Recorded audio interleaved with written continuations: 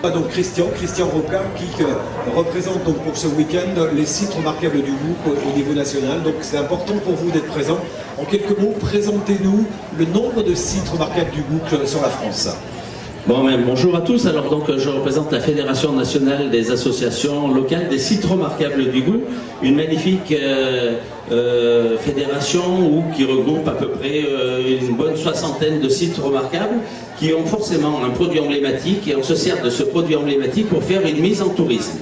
Alors c'est avec un grand plaisir que je me déplace sur des manifestations comme celle de Saint-Gilles parce que ça me permet en même temps de rencontrer nos adhérents de la fédération, donc c'est très important pour nous de se déplacer et puis dans un magnifique paysage comme Saint-Gilles-Croix-de-Vie, donc il n'y a aucun doute, c'est plus qu'un label.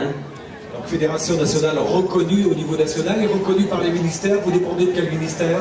Bon, alors on a 4 ministères de tutelle, la culture, l'agriculture, l'écologie et le tourisme.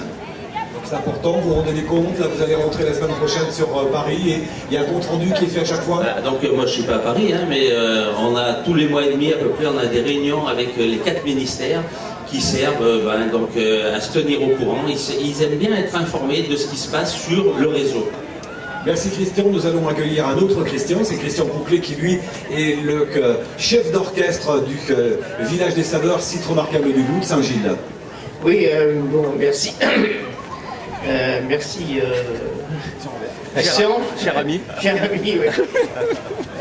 Oui, donc à Saint-Gilles-Croix-de-Vie, nous sommes donc c'est un du groupe, nous sommes Sardines, et nous avons ici un ensemble tout l'ensemble, il y a une quarantaine d'exposants sur la totalité qui viennent de toute la France, et nous sommes vraiment satisfaits. On a 4 nouveaux cette année et on va continuer dans la même optique. Je rappelle également que les sites remarquables du goût de Saint-Gilles, avec la Sardine, se déplacent sur d'autres sites. C'est l'occasion de rencontrer d'autres producteurs. Voilà, donc on fait à peu près une dizaine de salons par an. Donc on va sur Saint-Nectaire, sur Salers, sur différents autres salons, Montguillaume, Montbrison, Arèche-Beaufort. On parcourt la France pour appeler ou dire la bonne parole de la bonne sardine de Saint-Gilles-Croix-de-Vie. Et pour résumer, pour compléter, je pense, et j'en suis sûr, prochainement à Ségonzac, vous avez une réunion importante où vous allez essayer d'associer Office du tourisme et sites remarquables. Ah oui, on ne va pas essayer, on associe Office de tourisme et sites remarquables du goût et on a une réunion des offices de tourisme des sites remarquables du goût pour faire une synergie et qui parlent tous le même langage quand on parle des sites remarquables du goût. Et juste quand ils parlent de Saint-Gilles-Croix-de-Vie qui se déplace pour porter la bonne parole, ils portent la bonne parole et ils vont inciter le public, grâce à la sardine, c'est le premier contact, c'est le produit, et c'est les inciter à venir passer leurs vacances ici. Et à première vue, c'est réussi. La transition va être facile, pourquoi pas l'année prochaine un stand de l'Office du tourisme de Saint-Gilles? Donc oui, on aura un stand de l'Office du tourisme, pas de Saint-Gilles, mais de l'ensemble du canton.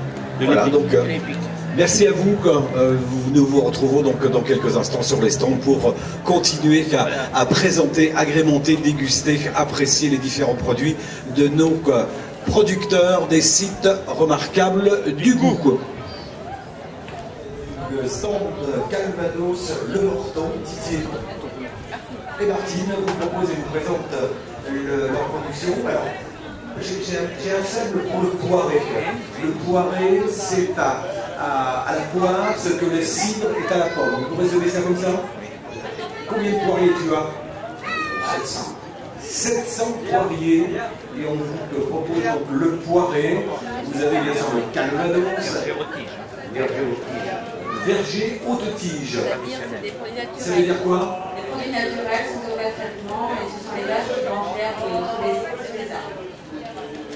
Important de le préciser, Calvados, pommeau, apéritif à base de pommes. Cidre doux et Calvados. Donc ça fait 17 degrés, ça va bien faire. Et le jus de pomme, parce qu'on n'a pas oublié que ce jus de pomme, c'est important aussi, on reste naturel aussi.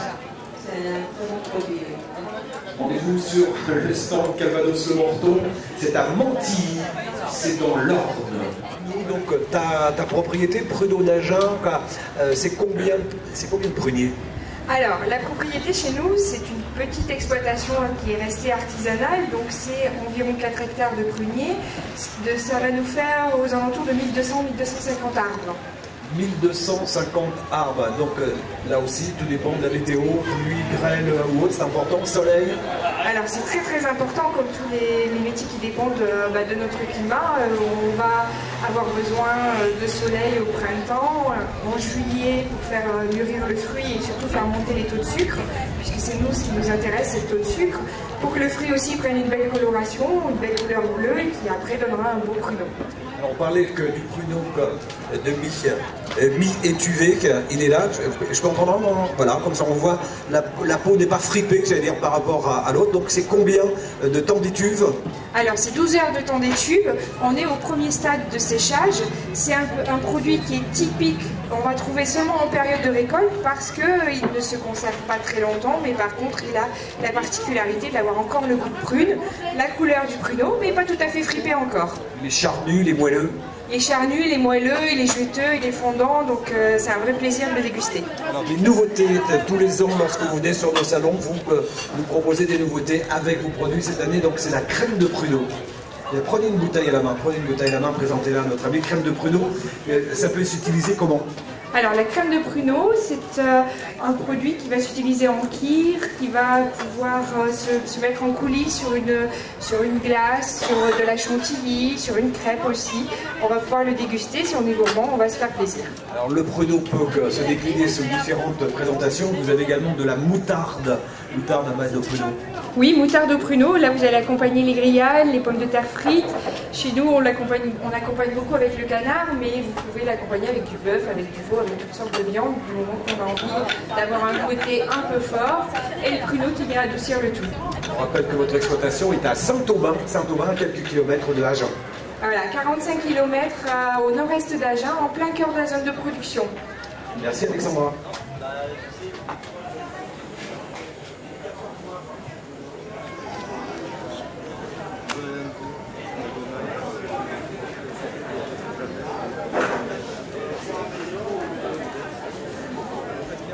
De nous accueillir sur votre stand. Vous faites du veau de l'Écocha, vous avez l'atelier de la Barra, vous êtes le grand maître de la confrérie, vous êtes également le président de l'association artistique de Marc-Cavou. Présentez-nous votre équipe et présentez-nous le veau de l'Écocha. Alors le veau de l'Écocha, bien sûr, je vais vous le présenter. C'est un veau fermier, c'est un veau limousin qui est élevé sous la mer et sous sa mère, bien sûr, qui ne boit exclusivement que le lait de sa mère. Et quelquefois, si sa mère n'en a pas assez, il peut aussi boire le lait d'une vache que l'on appelle la tante et qui est souvent une vache normande.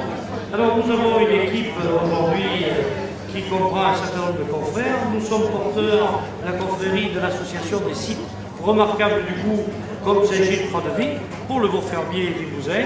Et nous sommes aujourd'hui à Saint-Gilles-Croix-de-Vie, ce n'est pas la première fois que nous venons, et nous promotionnons ce produit qui est un produit de très grande qualité, que nous appelons nous le caviar de la viande limousine.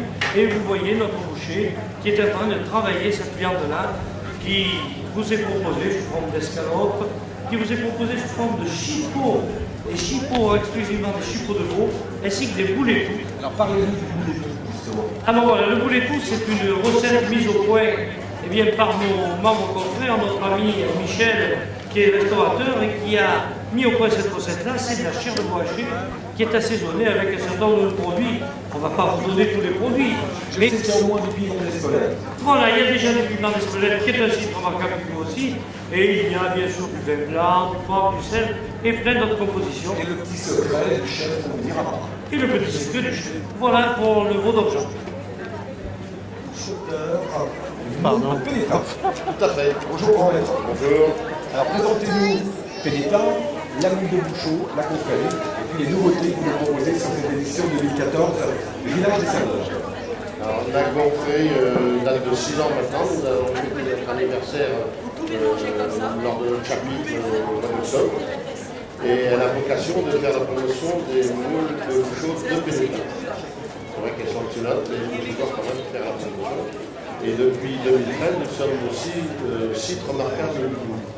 Donc on est les ambassadeurs de la moule de Bouchot, mais aussi de la ville de Pénétin.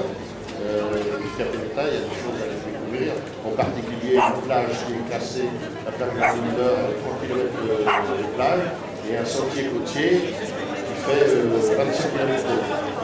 Pélétin, ça vous permet donc de vous déplacer dans d'autres régions de France pour présenter la fameuse mousse de Bouchot. Prochainement, vous serez dans le sud du côté du Pays Basque. Non. Moissac qui est présent d'ailleurs aujourd'hui. Voilà. Ça va être notre premier déplacement dans le cadre du site du Bouchot. Et alors nous avions un problème, c'est que la moule de Bouchot est tellement bonne, tellement excellente, et en plus sa période de consommation par l'été, il y a beaucoup de demandes.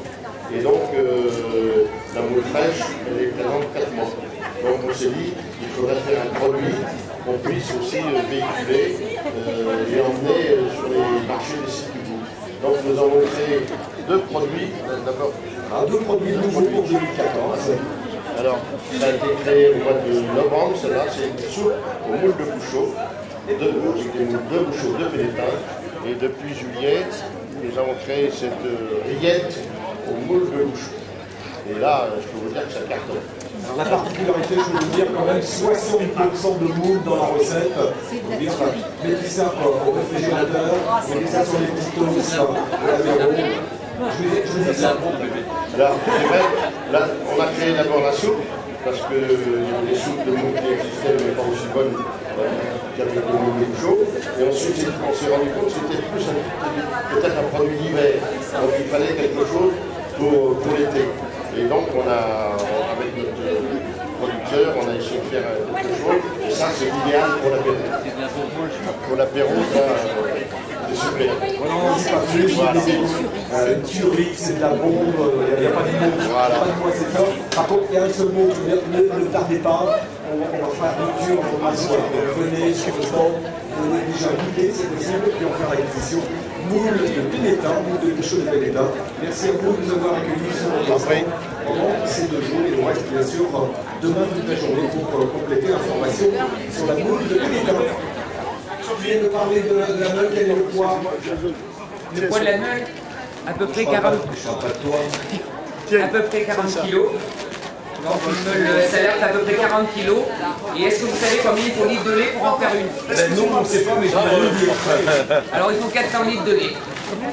400 litres de lait pour fabriquer 40 kilos de salaire. Alors pour les enfants, 40 briquettes à la maison. C'est beaucoup, hein. Regardez oui, 400 briquettes. 400 briquettes de lait, 400 pour faire 40 kilos de salaire. Voilà. Bon, alors ici, je veux la tourner d'un côté. c'est la carte d'identité. C'est la carte d'identité du fromage.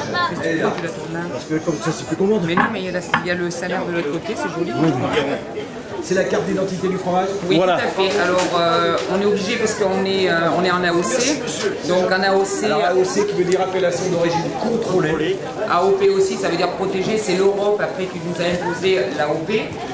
Donc, on a une carte d'identité qui est délivrée par le CIF. C'est le Centre interprofessionnel des fromages qui sert l'AOC. Donc, ça donne l'identité, en fait, de la pièce.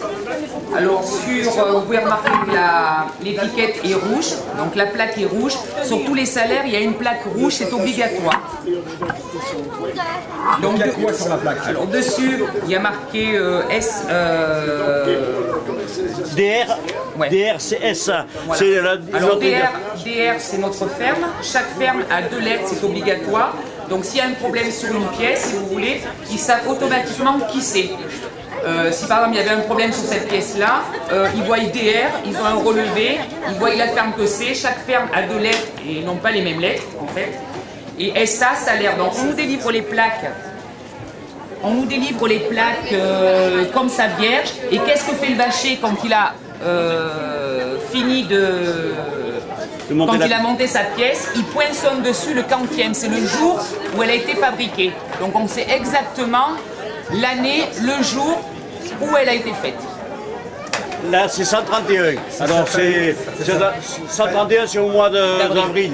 Ça s'appelle la traçabilité. Voilà. On n'a pas le nom des vaches qui ont fait le nombre de litres de lait. On n'a pas encore les prénoms. On n'impose pas. L'Europe n'impose pas le prénom de la vache et le numéro qu'elle a à l'oreille. veut dire que c'était 30, 40 ans. Voilà. Donc le salaire, c'est un fromage qui est fait exclusivement à la ferme. Donc on ne dit pas le salaire fermier parce que le salaire automatiquement c'est fermier. Ça se fait du 15 avril au 15 novembre quand les bêtes sont à l'herbage. Et on doit travailler le lait matin et soir à la sortie du Puy de la Mer. On ne peut pas reporter le lait au lendemain. D'où pourquoi il ne peut pas se faire non plus en laiterie. Bon ben voilà, c'est tout, hein. On pose des questions. Combien vous prix de litres de lait pour faire un mode de 40 kg? 400. Bien, vous avez bien écouté. Pour faire 1 kg, il faut 10 litres. Quelle est la couleur de la plaque qui est la carte d'identité? Bien, mais je suis. Vous pouvez poser une question. Pour tout le monde, en profiter. Est-ce que l'appellation salaire, c'est uniquement du lait de la vache salaire? Non, non. Du tout. À l'heure actuelle, on est 96 producteurs sur le territoire. Tout le Cantal n'en fait pas partie. Le sud-est et le sud-ouest du Cantal n'en font pas partie. On peut avoir une ferme là, il faut être vraiment sur un territoire donné. Par contre, à l'heure actuelle, sur 96, il y a 4 producteurs qui le font avec la vache salaire et c'est du tradition salaire. Donc il y a une différence. On complète avec les mots IGP par rapport à AOP, tout simplement c'est trop long, c'est trop compliqué. Ça c'est l'inquiétude géographique protégée. Est-ce que c'est pareil, est-ce que c'est différent? Bon, c'est l'Europe, c'est l'Europe. On continue, on y va, on couvre. Le fil, c'est pas le fil à couper le beurre, c'est le fil à couper le fromage. Mais la plus grande, c'est Aurillac. On ne le dit pas. Ah ouais? T'es bon? Ouais. Alors c'est pas bien compliqué en fait. Hein. Le fil. Aurillac, on est à 50 km. C'est pas le fil à couper le beurre, mais c'est le fil à couper le salaire. C'est comme le fil pour le foie gras, c'est comme le fil pour le foie gras. Alors là, bon, vous avez un fromage comme ça, c'est un peu comme un vin, on va dire. Le fromage, si vous vous égouttez maintenant, vous revenez dans une demi-heure, il n'aura pas le même goût. Hein. Il va prendre, l'ouverture va faire qu'il va prendre toute sa... La température. C'est comme quand on carafe un vin, il y a une différence.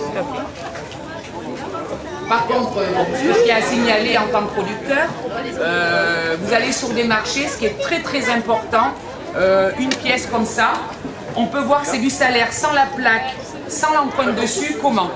Ça c'est très très important. Il ne faut pas vous faire arnaquer, on va dire. Elle a dit le mot. Voilà, il faut être clair. Donc, c'est des moules spécifiques avec 2 boursouflures. Si vous n'avez pas la boursouflure, ce n'est pas du salaire. J'ai du Cantal là. Nous, on est sur une ferme, on fait Cantal et salaire. Le Cantal, on ne peut pas faire le Cantal dans les moules salaires. Hein. Et en fait, on le voit très bien au bourrelet. S'il n'y a pas le bourrelet, vous pouvez le dire, il y a même des revendeurs qui ne sont même pas au courant qu'il doit y avoir un bourrelet sur le salaire. Et là, le bourrelet est autorisé, il n'y a pas de problème, tout va bien. Merci. Merci à vous, merci à vous public, merci pour les questions que vous avez posées, ça permet de connaître encore mieux donc, la différence hein, avec la vache salaire, c'est le tradition. Voilà. Tradition. Avec la vache salaire. Merci à toi, et on continue.